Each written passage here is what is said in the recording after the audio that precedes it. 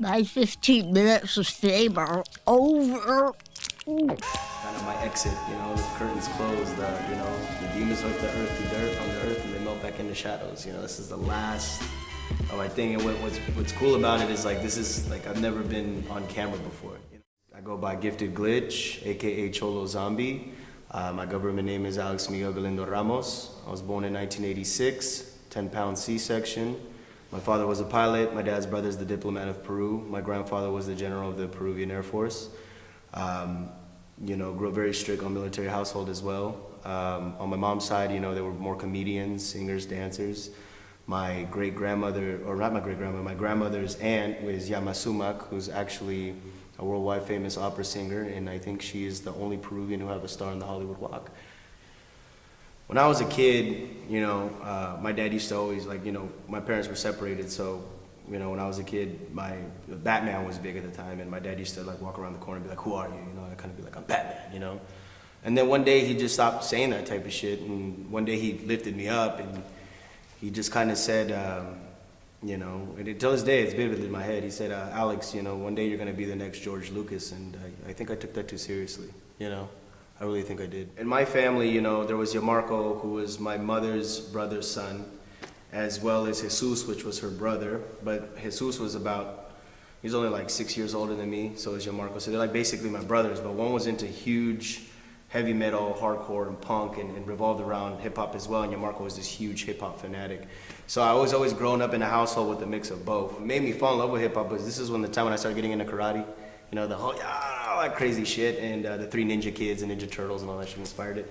So Yamarco was trying to make me listen to NWA and Bone Thugs, and I liked it, but as a kid, being so young, it didn't quite get into my head as much. And then when I started doing karate and ninja and shit, he handed me the Wu-Tang Clan, so that's what kind of went together, and I went on from there, I've always written stories and journals as a kid. I was a huge comic book fan, but I originally started rapping when I was about 12 years old, 13 I'd say, about 12, 13.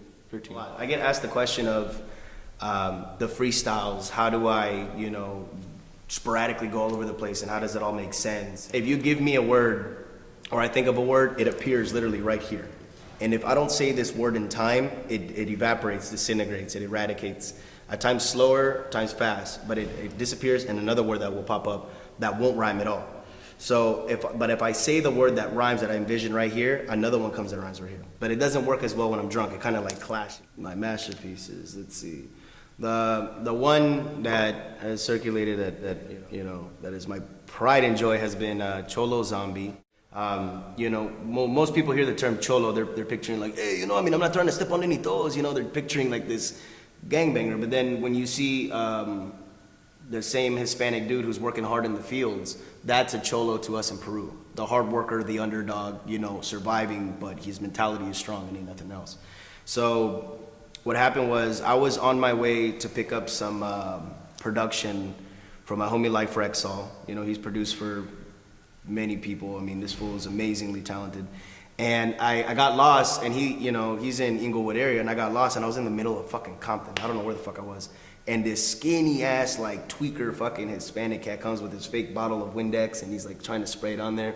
He's wiping it, and I looked at him damn, dude, this fool looks like a cholo zombie. And I don't know why, but the whole way I was driving there, I kept thinking that name over and over. That's how kind of my mind kind of works. I think of something, and if it's catchy, it keeps going through my head till I start making a story out of it. So at first it was supposed to be a track, and I was gonna feature Gore-Tex from Nonfiction. I don't think he's part of them anymore, but I was gonna feature him on the track. And then later on, I thought about it, I was like, dude, I can extend this whole fucking verse into an entire album.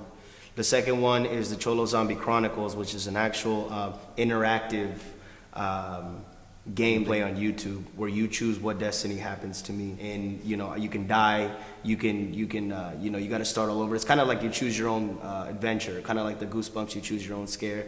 But we're using the tools of YouTube to do that, and that's also been first to ever be done in hip hop.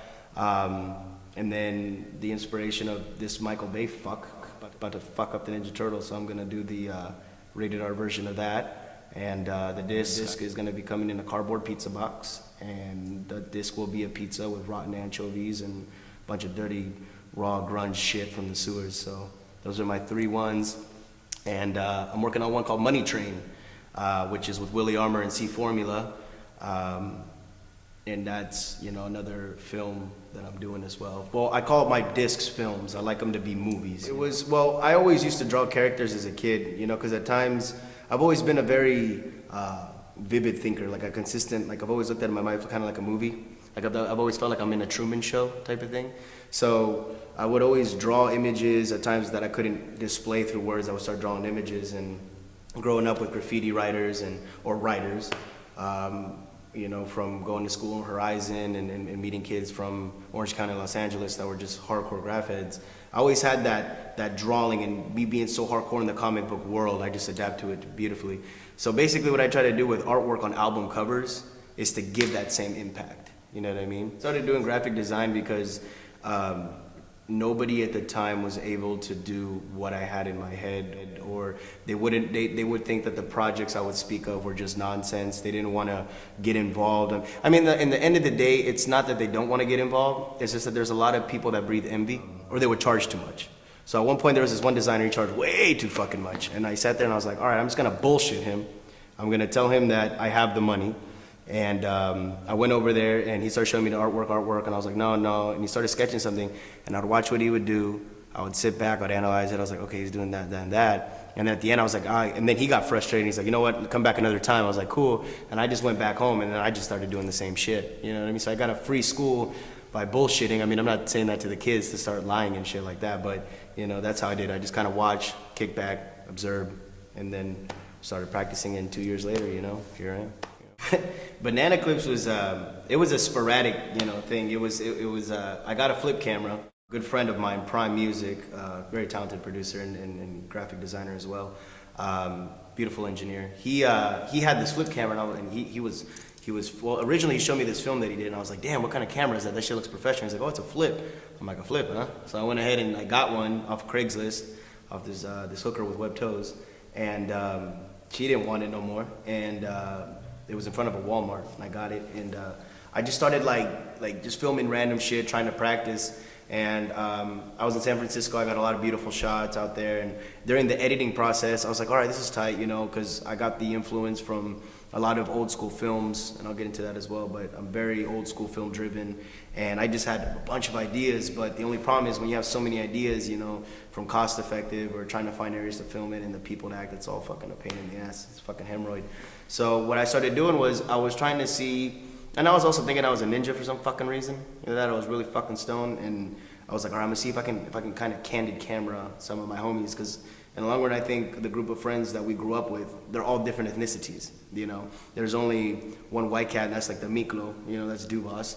So I was like filming I was trying to capture the funny shit, to try to capture funny moments, and when I edited, I was watching, I was like, damn, like this is actually pretty funny. You know, if this generated enough interest, like this can be like, you know, I would like to have like, I wouldn't, but I mean MTV and all them to be like, hey, well, we're gonna take you and your 12 friends and we're gonna fly you down to Miami. We're gonna film you do a bunch of stupid shit, you know, and have like a day in the life of Adrian Shoes or something funny like that, you know. And like I intended it for us, you know, just for the homies to watch, you know, if they're ever bored and, you know, they're high or whatever, or not always high, but if they want to watch it, they can watch it and have the ability to watch it. But, you know, one thing led to another, and I look, and it generated so many views. I was like, holy fuck, you know what I mean? I didn't understand the power of this. So I made the third one. The third one was just as powerful, but the problem is I think somewhere down the line, my mentality started to think like, shit, you know, other people are gonna see this, you know, it has to fucking impress them. And that's where I came into terms with myself of losing the roots of what it was for just us and paying attention to the outside world. That's why I wasn't as powerful. And so the next one that's coming out, which is the final one, Banana Clips 3.5, all your favorite stars are back. Fucking, it's gonna be very professional, strictly for the homies. And there's gonna be a projector viewing of it, theater quality, huge, and only for the homies, only for that, barbecue and all that. And if you're truly a hardcore fan of it, you know, tickets are on sale now. When the word retired is told in my head, and I think of like, oh, you know, he left behind so much shit. And really, in general, I'm not leaving that much product out there. But the thing is that from what I've created and from what people have seen through visual or hearing it and through rapping, you know, whenever I'm very humble with my shit. But I've noticed the tendency of when I do it, I've caused some inspiration into others. You know, I've guided others with their creative abilities and help them extend their shit. But yeah, I would say, yeah, Gifted Glitch is retired. You know, I'm 25 years old now. You know, I have fun doing it, but you know what? The way I look at it is, I have my masterpieces that I already finished. They're ready to be released, and I feel like I already said what I had to, you know, say. The other night, I was at a bar and I'm done. You know, I'm done with this rap shit. I had a weird dream that I was in like this weird like third world country, and there was this like old couple in this like shelter. It looked like it was made out of tin and mud. And I was asking them like how to get back to the city, and they were looking at me like very ambiguous. They didn't know what to tell me. And everywhere I would walk, from little kids to older people, they would stab me. And I literally felt like the pain of the stabs. And then I woke up and I looked at all the equipment, and I was just kind of like, I don't know, I kind of was just like, I'm done, you know, it's a retirement. But later on in that bar, this dude came up to me and he's like, dude, he's like, Glitch, he's like, you know, they're gonna do they're remaking Ninja Turtles. They're gonna, cool, yeah, I heard about that in a comic book shop like a year or two ago, and they were talking about getting the writers of The Sopranos to do it, and they're like, no, Michael Bay's doing the whole thing. And I was like, Michael Bay's doing the whole thing? And they're like, yeah, and the turtles are from space, and they're taking out the mutant. So, no, you know what I mean? I'm like, no, I'm a hardcore turtle, so I think my last little surprise down the road is I'm definitely gonna do the rated R version of the Ninja Turtles on audio disc. You know, that's probably gonna be, that's the one more I have in me, but that's if, yeah, that's if. Creative-wise, to be able to have an outlet, I'm thinking of like trying to maybe like get into directing plays, or maybe like acting, perhaps sculpting. You know, probably go more into my painting, but as like a career-wise, just in case that fails, probably do like X-ray technician, study something like that, or something in the long run to help people. You know, I was even thinking of joining the Peace Corps at one point, and because I have these weird up and downs in my life, and I've always felt that when I help others, I feel good, you know, so what more better than to do something, you know, productive and positive for other people. My retirement is not from being selfish or not from me giving up. My retirement is more considered of, I finished what I wanted to finish, and now I must proceed to do what I want to grow as. And hopefully I don't make that wrong turn, but deep down inside I feel like what I'm doing is right. So, but as for music, as myself to project, I mean, freestyling or whatever you see me do, you know, when you saw it, that's when you had to catch it, you know.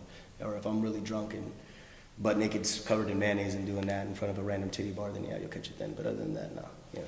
So, yeah. Shout outs to C Formula and my brother Willie Armour, holding it down. Message, High Skills, Phase, Rock, Los Vegas. I mean, I could do this for days. You're like an outcast or you're weird or whatever. Be yourself. You know what I'm saying? Stay the way you are. You don't need to change. All this liposuction, all this collagen, all this fucking fake tanning, all this stupid shit. That doesn't need to be you. Be you. Be proud of who the fuck you are. Always be proud of who the fuck you are, because that's what changes and that's what makes the world go around.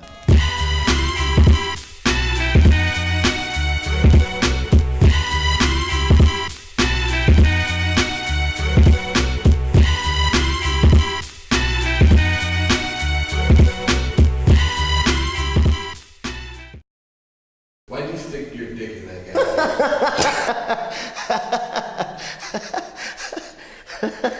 Get it, dog.